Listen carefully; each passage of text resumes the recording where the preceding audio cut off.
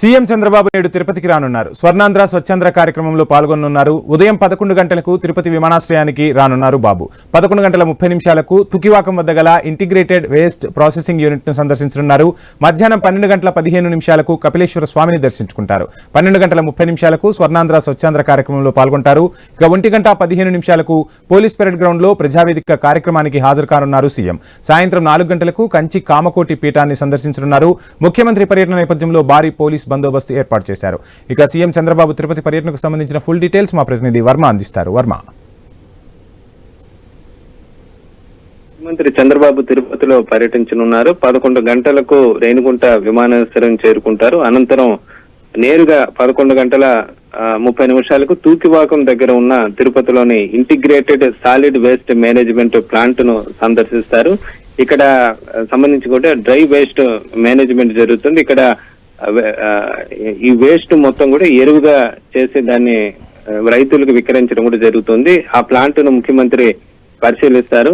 అనంతరం స్వచ్ఛాంధ్ర స్వర్ణాంధ్ర కార్యక్రమంలో భాగంగా నేరుగా కపిలి తీర్థం చేరుకుంటారు. అక్కడ తొలుత కపిలేశ్వర స్వామివారిని దర్శించుకుంటారు. అనంతరం అక్కడే ఉన్న పారిశుద్ధ్య కార్మికులతో ముఖాముఖి అయ్యి వారితో మాట్లాడటం జరుగుతుంది. అనంతరం నేరుగా తిరుపతిలోని పోలీస్ పెరేడ్ గ్రౌండ్ కి వెళ్తారు. అక్కడ మధ్యాహ్నం 2 గంటల నుంచి 3:45 వరకు జరిగే ప్రజావేదిక కార్యక్రమంలో ముఖ్యమంత్రి పాల్గొంటారు. అనంతరం 4 గంటలకు చాతుర్మాస దీక్షలో ఉన్న కంచి స్వామిని ముఖ్యమంత్రి కలుసుకుంటారు. అక్కడికి కంచి పీఠానికి వెళ్లి తిరుపతిలోని అక్కడ కంచి పీఠాధిపతితో సమావేశం కానున్నారు. అనంతరం 4:30 గంటలకు రేణిగుంట ఎయిర్పోర్ట్ కు తిరుగు ప్రయాణం కానున్నారు. అయితే తొలుత షెడ్యూల్లో ఎయిర్పేడ్ ఐఐటి సందర్శన కూడా ఉన్నప్పటికీ కూడా అది చివరి నిమిషంలో వాయిదా వేసుకున్నారు. అక్కడ టాటా ఇన్నోవేషన్ హబ్ ను కూడా ముఖ్యమంత్రి ప్రారంభించాల్సి ఉంది.